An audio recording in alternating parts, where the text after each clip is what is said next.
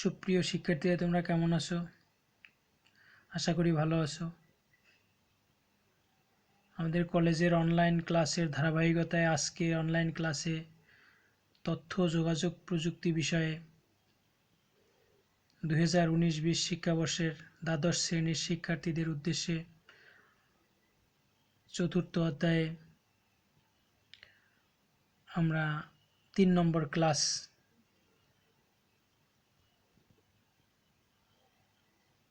করব। অর্থাৎ আমরা এর আগে দুটি ক্লাসে HTML অর্থাৎ ওয়েব পেজ ডিজাইন পরিচিতি ও HTML এই অধ্যায় অর্থাৎ চতুর্থ অধ্যায়ের শিরোনাম এটি। ওয়েব ডিজাইনের ধারণা, ওয়েবসাইটের কাঠামো, HTML এর মৌলিক বিষয়, HTML ফরম্যাটিং এই পর্যন্ত আমরা গত দুই ক্লাসে মোটামুটি ধারণা নিয়েছি। আজকের এর পরবর্তী অংশগুলো আমরা আলোচনা করব। অর্থাৎ এর থেকে তোমরা যে বিষয়গুলো জানতে পারবে তা হলো HTML হাইপারলিঙ্কস, চিত্র বা ইমেজ, অডিও ভিডিও যোগ করা, টেবিল তৈরি করা, এই বিষয়গুলো আমরা আজকে এই ক্লাসে শিখব। তার পূর্বে একটি কথা বলি যে তোমাদের সামনে প্রি টেস্ট এবং টেস্ট অর্থাৎ অনলাইন ক্লাসে এই পার্টগুলো দেখলে এই পরীক্ষার জন্য প্রিপেইড হবে। তোমাদের হয়তোবা পরবর্তী যে টেস্ট পরীক্ষার সিলেবাসে আমাদের অর্থাৎ টেস্ট পরীক্ষায় সাধারণত সম্পূর্ণ বই অর্থাৎ আমাদের 6টি অধ্যায় আছে। 6টি অধ্যায় সম্পূর্ণই নিয়ে আমাদের সিলেবাস। তার মধ্যে দেখা যায় আমরা যতটুকু সম্পন্ন করেছি পরীক্ষা তার মধ্য দিয়েই নেওয়ার চেষ্টা করা হবে। যেমন প্রথম অধ্যায়, দ্বিতীয় অধ্যায়, তৃতীয় অধ্যায় এবং চতুর্থ অধ্যায় চলছে। এরপর হয়তো আমি ষষ্ঠ অধ্যায় পড়াবো। তারপর যদি এই টেস্ট পরীক্ষার পূর্বে যদি পঞ্চম অধ্যায় সম্পন্ন করা যায় তাও আমি শেষ করার চেষ্টা করব। কিন্তু তোমাদের পরীক্ষার জন্য মূলত প্রথম অধ্যায়, দ্বিতীয় অধ্যায়, তৃতীয়, চতুর্থ, ষষ্ঠ এই 5টি অধ্যায় মোটামুটি প্রিপারেশন নিলে ভালো করা যাবে। যাই হোক, আমরা ক্লাসের পরবর্তী কার্যক্রম শুরু করি।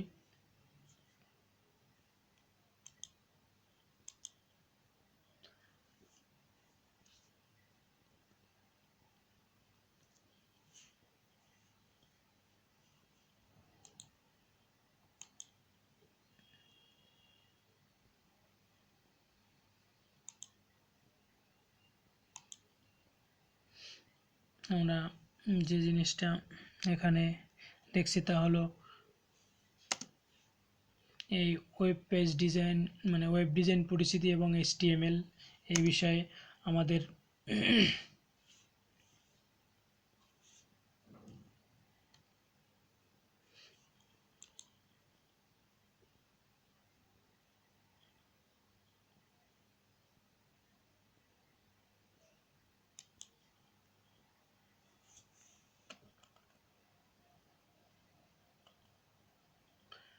গত ক্লাস আমরা এই HTML ডকুমেন্ট তৈরির উদাহরণ দেখছি।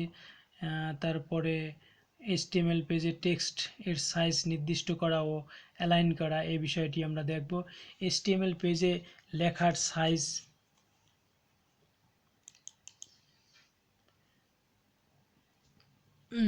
HTML পেজে টেক্সটের সাইজ নির্দিষ্ট করা বা অ্যালাইন করা, অর্থাৎ HTML পেজে লেখার সাইজ নির্দিষ্ট করা যায় এবং অ্যালাইন করা যায়।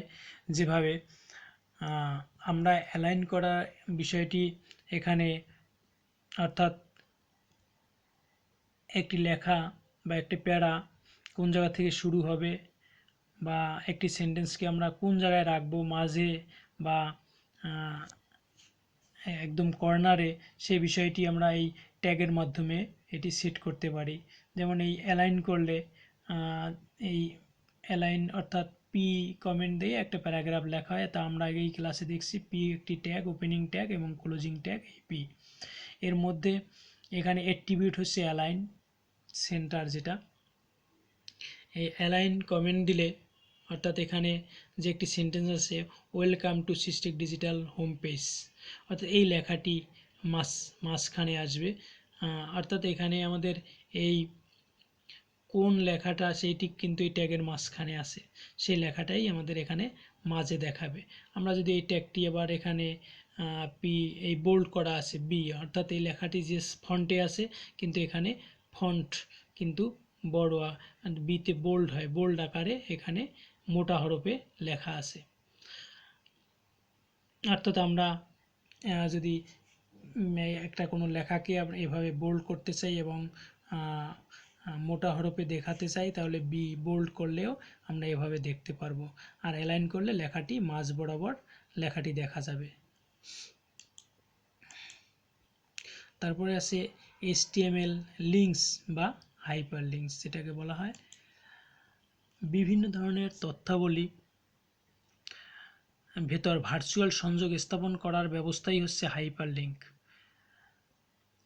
অথবা ইমেজকে লিঙ্ক হিসেবে নির্দিষ্ট করা যায়। সাধারণত লিঙ্কে মাউস পয়েন্টার নিলে এটির আকার বা আকৃতি পরিবর্তিত হয়ে হাতের আইকনে পরিণত হয়। সাধারণত লিঙ্ক করা টেক্সট আন্ডারলাইন করা থাকে এবং নীল রঙের হয়ে থাকে। ওয়ার্ল্ড ওয়াইড ওয়েব মানে WWW সহ সব হাইপারটেক্সট সিস্টেমে হাইপারলিঙ্ক হলো একটি গুরুত্বপূর্ণ উপাদান। তাহলে আমরা হাইপারলিঙ্ক বিষয়টি আর কি বিভিন্ন ধরনের তথ্যাবলীর ভিতরে ভার্চুয়াল সংযোগ স্থাপন করাই হচ্ছে এই হাইপারলিঙ্ক। অর্থাৎ হাইপারলিঙ্কের সুবিধা কি আমরা একটু দেখি। হাইপারলিঙ্কে ক্লিক করে একই ডকুমেন্টের বিভিন্ন পেজ অথবা এক ডকুমেন্ট থেকে একই অবস্থানে অথবা ভিন্ন কোনো অবস্থানে ভিন্ন কোনো ডকুমেন্টের পেজে যাওয়া যায়।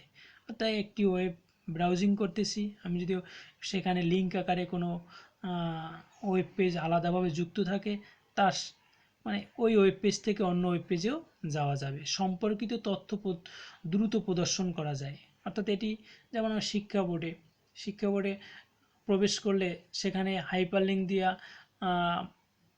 মাধ্যমিক ও উচ্চ মাধ্যমিক শিক্ষা অধিদপ্তরেও আমরা সেখান থেকে প্রবেশ করতে পারি। এইভাবে আর কি লিঙ্ক করা থাকে।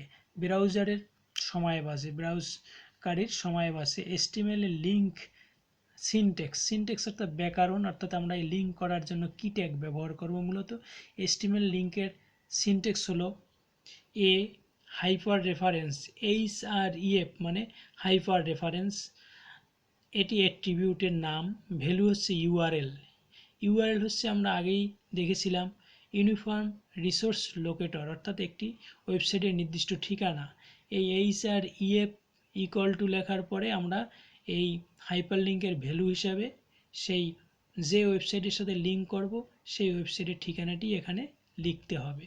এখানে মূলত ইউআরএল দিয়ে বোঝানো হয়েছে, কিন্তু এখানে আমরা সেই ঠিকানাটা লিখে এই ইনভার্টেড কমার মধ্যে আটকিয়ে দেব।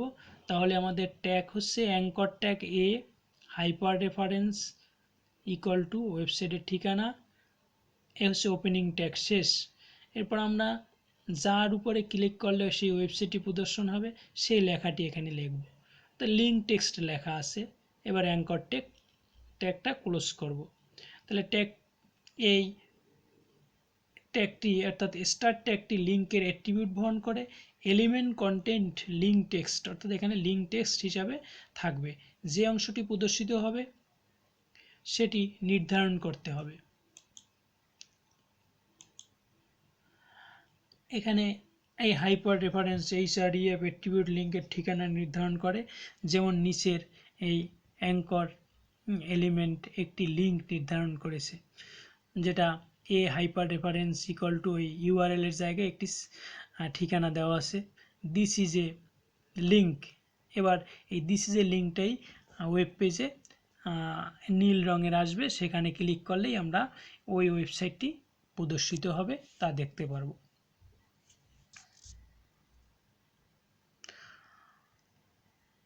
এভাবে একটি ওয়েবসাইটে বা ওয়েব পেজের সাথে কোনো পেজের লিঙ্ক করা যায়। আমরা বিষয়গুলো এখানে ওয়েব ব্রাউজার পেজটি খুললে নিচের মতো ফলাফল দেখা যাবে। লক্ষ্য করলে দেখা যাবে এখানে লেখার নিচে একটি আন্ডারলাইন দেখা যাচ্ছে, পুরো লেখাটি নীল রঙের প্রদর্শন হচ্ছে। এখানে লিঙ্ক তৈরি হয়েছে, এ লিঙ্ক আন্ডারলাইন করা, দিস ইজ এ লিঙ্ক, এই লেখাটুকুর নিচে আন্ডারলাইন। ক্লিক করলেই উক্ত লিঙ্কটিতে নির্দিষ্ট করে www এখানে যে ঠিকানাটা দেওয়া আছে ওয়েব পেজটি ব্রাউজারে খুলবে।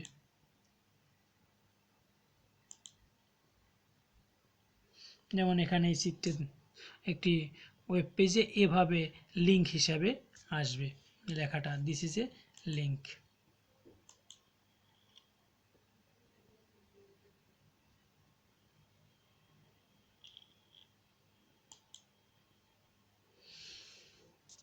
তাহলে ওয়েব পেজে কোথাও কোনো লিঙ্ক বসাতে হলে উপরোক্ত নিয়মে তা করতে হয়। লিঙ্কের ঠিকানাটি অ্যাঙ্করের মধ্যে হাইপার রেফারেন্স লিখে কোটেশন চিহ্নের ভিতরে বসিয়ে দিতে হয়। তারপর যথা নিয়মে এই ট্যাগটি ক্লোজ করার জন্য অ্যাঙ্কর ট্যাগ ব্যবহার করতে হয়। স্টার্টিং ও ক্লোজিং ট্যাগের মধ্যে যে লেখাটি ক্লিক করলে লিঙ্কটি প্রদর্শিত হবে সে টেক্সটটি this is a link text লিখতে হয়। ওয়েব পেজের কোনো ইমেজকে লিঙ্ক হিসাবে ব্যবহার করা যায়। HTML পেজে ইমেজ যুক্ত করা। এবার আমরা একটি অর্থাৎ এখানে এই হাইপারলিঙ্ক আবার দুই ধরনের ছিল, এক্সটার্নাল হাইপারলিঙ্ক আর ইন্টারনাল হাইপারলিঙ্ক। অর্থাৎ একই ওয়েবসাইটের মধ্যে যদি হয় তাহলে সেটা ইন্টারনাল হাইপারলিঙ্ক, আর বাইরের কোনো ওয়েব পেজের সাথে যে লিঙ্ক করা হয় তাকে এক্সটার্নাল হাইপারলিঙ্ক বলা হয়। তাহলে HTML ইমেজ যুক্ত করার জন্য যে ট্যাগটি আমরা ইমেজ ট্যাগ দেখব। HTML পেজে ইমেজ যুক্ত করার জন্য IMG ইমেজ ট্যাগ ব্যবহৃত হয়। ইমেজ ট্যাগের দুটি অ্যাট্রিবিউট হলো SRC অর্থাৎ ছবিটির সোর্স। একটি ইমেজ যুক্ত মানে ছবি যুক্ত করতে হলে ছবির সোর্স, ছবি উৎস কোন ফোল্ডারে কোন জায়গায় আছে সেটি সেখানে বলে দিতে হবে। এবং অল্টারনেট ALT ইমেজ ট্যাগটি এমটি অর্থাৎ এর কোনো ক্লোজিং ট্যাগ নেই। পেজে কোনো ইমেজ প্রদর্শন করতে চাইলে ইমেজ ট্যাগের সাথে SRC অ্যাট্রিবিউট ব্যবহার করতে হবে। SRC এর অর্থ হলো সোর্স। পেজে এই ইমেজটি প্রদর্শন করা হবে তা URL অর্থাৎ SRC সে ঠিক করে দেবে যে এই ছবিটি কোথায় আছে, কোন ফোল্ডারে কোন জায়গায় আছে, তাহলে সেটি সেখান থেকে সিলেক্ট করে। ইমেজ কোথায় সংগঠিত আছে URL সেটি চিহ্নিত করবে। অর্থাৎ আমাদের ট্যাগটি কিন্তু image IMG SRC equal to সেই ছবির সোর্স কোথায় সেটি বলে দিতে হবে এবং ক্লোজ করলেই আমরা এই ইমেজ ট্যাগটি সম্পূর্ণ হয়ে যাবে। ইমেজ কোথায় সংগঠিত আছে URL সেটি চিহ্নিত করে। ধরা যাক bot.gif নামের একটি ইমেজ www একটি ওয়েবসাইটের ঠিকানার নামে ওয়েবসাইটের ইমেজ নামের একটি ডিরেক্টরিতে রয়েছে, তাহলে তার URL হবে এই ঠিকানার শেষে দেখা যায় কি www.systecdigital.com images/bot.gif অর্থাৎ ছবির ঠিকানাটি এখানে যুক্ত করে দেওয়া হয়েছে। ডকুমেন্টের যেখানেই ইমেজ ট্যাগটি পাবে সেখানেই ব্রাউজার এই ইমেজটি বসিয়ে দেবে। যদি দুটি প্যারাগ্রাফের মধ্যে একটি ইমেজ ট্যাগ থাকে তাহলে ব্রাউজারটি সবার আগে প্রথম প্যারাগ্রাফ, তারপর ইমেজ এবং সর্বশেষ দ্বিতীয় প্যারাগ্রাফটি প্রদর্শিত হবে। অল্টারনেট অ্যাট্রিবিউট কোনো ইমেজের জন্য একটি অল্টারনেট টেক্সট নির্ধারণে ব্যবহৃত হয়। অল্টারনেট অ্যাট্রিবিউট ভ্যালু হলো একটি অথর ডিফাইন্ড টেক্সট অর্থাৎ image SRC bot.gif alternate big board. Browser যদি কোনো কারণে ইমেজ লোড করতে ব্যর্থ হয় অর্থাৎ ছবিটি প্রদর্শিত হয় না, তবে অল্টারনেট অ্যাট্রিবিউটটি পাঠক কি মিস করেছে সেটি তাকে বলে দেয়। এরপর ব্রাউজারটি ইমেজের পরিবর্তে অল্টারনেট টেক্সট প্রদর্শিত করে। অর্থাৎ এই অসুবিধা হয়েছে যার কারণে ছবিটি লোড করতে পারেনি। HTML ফাইলে বেশি ইমেজ থাকলে পেজটি লোড হতে প্রচুর সময় নিতে পারে, তাই যে পেজে ইমেজ থাকবে সেখানে কম ইমেজ রাখাই উত্তম, তাহলে ছবি প্রদর্শিত হতে সময় কম নেবে। ইমেজ সাইজ নির্ধারণ করা অর্থাৎ ছবির একটি সাইজ আমি যেখানে ওয়েবসাইটে সংযুক্ত করব সেখানে ছবির একটি অবশ্যই সাইজ দিতে হবে, তাহলে সেই অনুসারে সেখানে ছবিটি আপলোড হবে। পেজে ইমেজ যুক্ত করার সময় সোর্স অ্যাট্রিবিউটের সাথে ইমেজ উচ্চতা অর্থাৎ হাইট অ্যান্ড ওয়াইড কত পিক্সেল হবে তা নির্ধারণ করে দেওয়া যায়। যেমন image SRC ocean dot JPG, wide 415, height 332। অর্থাৎ ওশেন নামে একটি ছবি জেপিজি, মানে ছবির ঠিকানা সাধারণত ডট জেপিজি এরকম, তাহলে ইমেজটি এত পিক্সেল আকৃতি প্রদর্শিত হবে, অর্থাৎ height and wide. Image tag image নির্ধারণ করে, ইমেজ ম্যাপকে নির্ধারণ করে, এরিয়া কোনো ইমেজের ম্যাপের অভ্যন্তরে ক্লিকযুক্ত এলাকা নির্ধারণ করে। এরপরে HTML-এ টেবিলের ব্যবহার। আজকে আমরা এতটুকুই শিখব, অর্থাৎ ইমেজ যুক্ত করা, হাইপারলিঙ্ক করা, এটুকু দেখছি। পরবর্তী ক্লাসে আমরা HTML-এ টেবিল ব্যবহার করাটা দেখব। অর্থাৎ এর পাশাপাশি আমি একটু এই যে ক্লাস ছিল তার একটু ভিডিও দেখে নেই, যে ওয়েবসাইট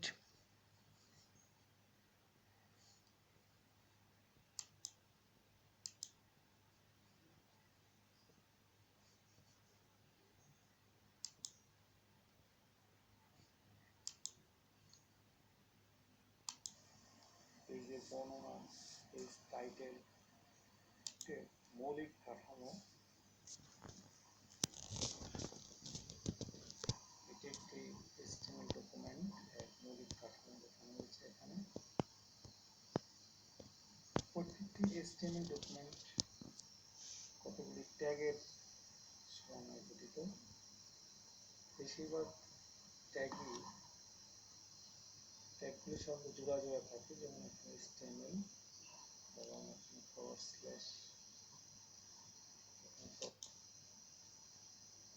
নির্দেশ করে যে এটি একটি HTML ডকুমেন্ট।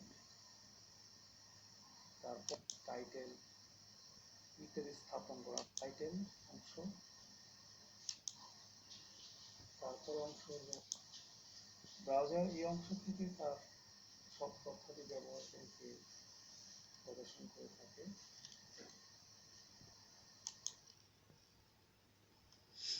তাহলে শিক্ষার্থীরা ভালো থাকবে।